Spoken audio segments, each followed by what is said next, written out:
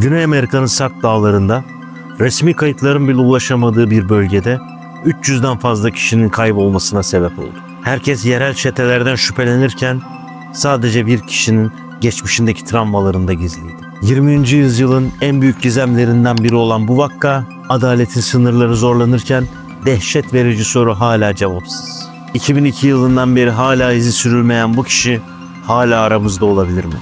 İşte Ant Dağları'nın sessiz tanığı Pedro Lopez.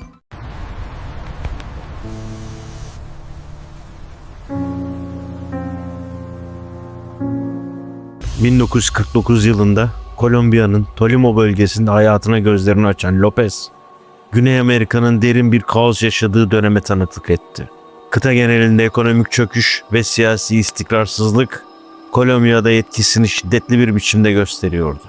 İç huzurun sağlanmadığı ve toplumsal ayaklanmaların sıradanlaştığı bu ortamda Lopez'in ailesinin yaşantısı büyük bir sefalet içerisindeydi. Geçimini sağlamak için hayat kadınlığı yapan ve 13 çocuğu bulunan annesi, disiplin sağlamak adına çocuklarına karşı oldukça sert yöntemlere başvuruyordu. Evde maruz kaldığı yoğun fiziksel şiddetten kaçmak isteyen küçük Lopez, çareyi iç savaşın gölgesindeki güvensiz sokaklara sığınmakta buldu. O dönemde Kolombiya'daki asayiş sorunları, küresel ölçekte Çin gibi ülkelerle kıyaslandığında 50 kat daha yüksek bir seviyeye ulaşmıştı. Sokak yaşamına erken yaşta adapte olan Pedro, henüz çocukluk evresindeyken toplumsal normların tamamen dışına çıkan eylemlerde bulunmaya başladı. 1957 yılında henüz 8 yaşındayken kendisinden küçük kız kardeşine yönelik gerçekleştirdiği kabul edilmez müdahale hayatının dönüm noktalarından biri oldu. Annesi bu durumu fark eder etmez Pedro'yu aile ortamından tamamen uzaklaştırdı. Henüz 8 yaşında olan bir çocuk olarak ülkenin genel kargaşanın tam merkezinde korunmasız bir şekilde tek başına kaldı.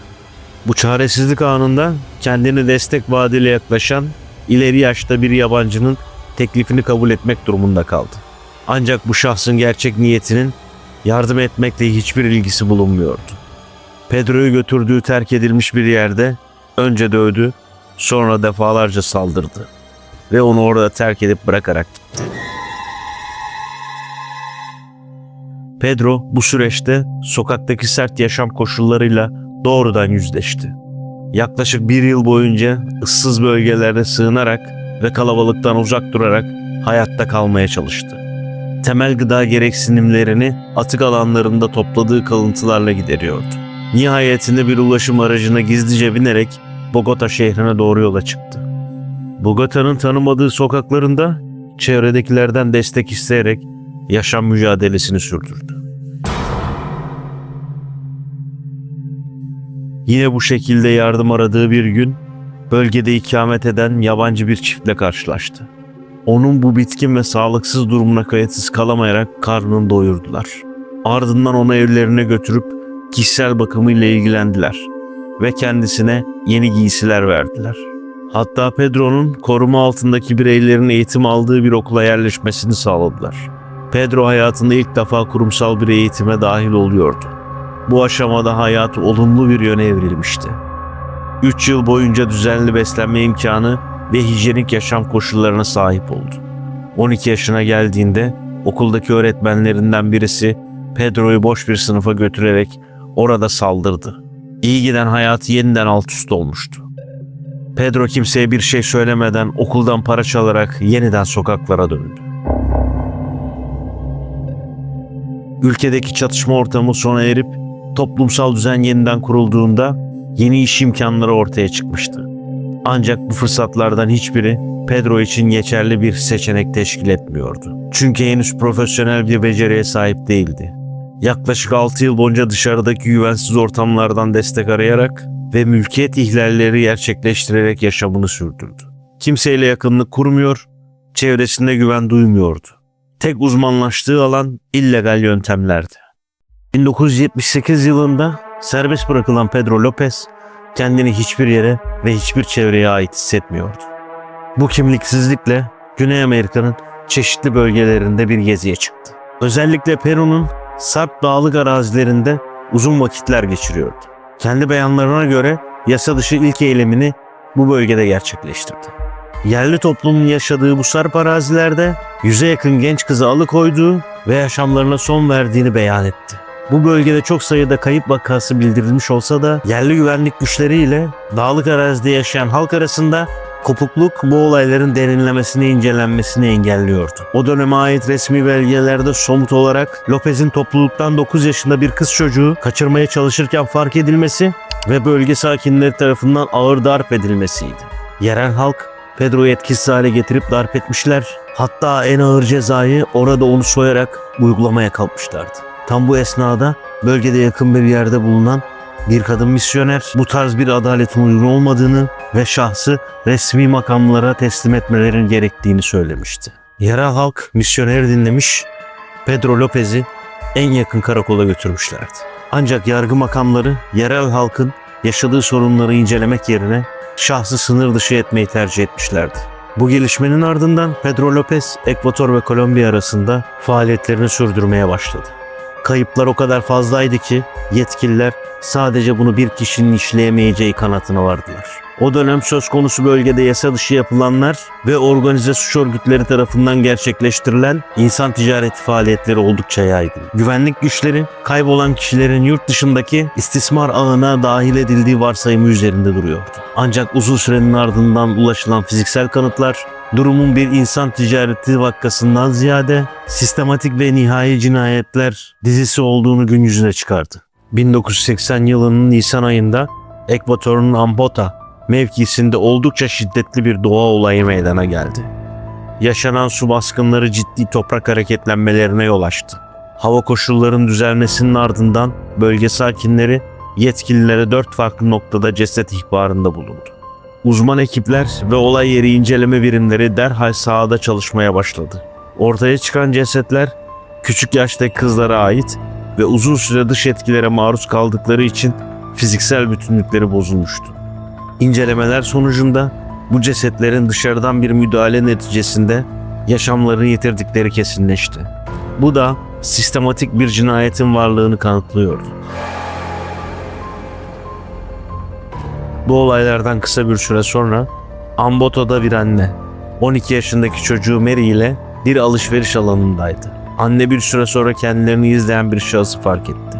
Durumdan tedirgin olup tepki göstermeye hazırlandığı sırada şahıs ani bir hamleyle çocuğu alıkoyarak uzaklaşmaya çalıştı.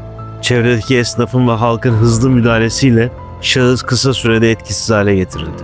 Güvenlik güçleri olay yerine intikal ettiğinde şahıs tepkisiz ve donuk bir halde olduğu görüldü. Yapılan kimlik tespitinde bu kişinin Pedro Lopez olduğu anlaşıldı. İlk görüşmelerde sessizliğini koruyan Lopez, sorgu ekiplerinin stratejik bir hamlesiyle çözüldü. Hücresine yerleştirilen ikna kabiliyeti yüksek bir papaza güvenerek tüm geçmişini anlattı. Bu bilgilerle yeniden sorguya alındığında Ekvator, Kolombiya ve Peru'da toplam 300'den fazla kişinin yaşamına son verdiğini itiraf etti. Bu ağır eylemlerini ise geçmişte maruz kaldığı travmatik yaşam koşullarına bağladı. İfadesinde 8 yaşında kaybettiği masumiyetinin acısını benzer yöntemlerle küçük yaştaki kızlara yansıtma kararı aldığını belirtti. Eylemlerinde kişilerin yüzlerini net görebilmek için genellikle gün ışığında gerçekleştirdiğini ve kurbanlarıyla kurduğu göz temasının kendisi için bir motivasyon kaynağı olduğunu soğukkanlılıkla anlattı. Alıkoyduğu bireyleri ise ağır istismarın ardından boğarak hayattan koparıyordu. Lopez'in bahsettiği vaka sayısının sıra dışı yüksekliği, dedektiflerin bu beyanların gerçekliğini veya şahsın akli dengesini sorgulamasına neden oldu. Ancak Pedro kendisine yönelik bu tereddütü fark edince onlara bir çözüm sundu ve yetkililere cesetlerin yerlerini bizzat göstermeyi teklif etti. Yapılan planlamaların ardından geniş bir araştırma heyetiyle birlikte Ant Dağları'nın muhtelif noktalarına saha çalışmaları başlatıldı. Başlangıçta bu şüpheci yaklaşım kısa süre sonra yerini büyük bir dehşete bıraktı. İşaret edilen bölgelerde yapılan kazılarda 53 farklı bireye ait fiziksel kanıtlar gün yüzüne çıkartıldı. Bazı noktalarda Herhangi bir bulguya rastlanmasa da uzmanlar bölgedeki yaban hayatı ve doğal afetlerin kanıtların yok etmiş olabileceği ihtimali üzerinde durdu. Ulaşılan kayıpların 8 ile 12 yaş aralığında olduğu tespit edildi. Toplanan bu somut veriler Pedro Lopez'in yargı önüne çıkartılması için yeterli hukuki zemin hazırlamıştı. Ekvator'da 110 vakadan sorumlu olduğu artık netlik kazandı.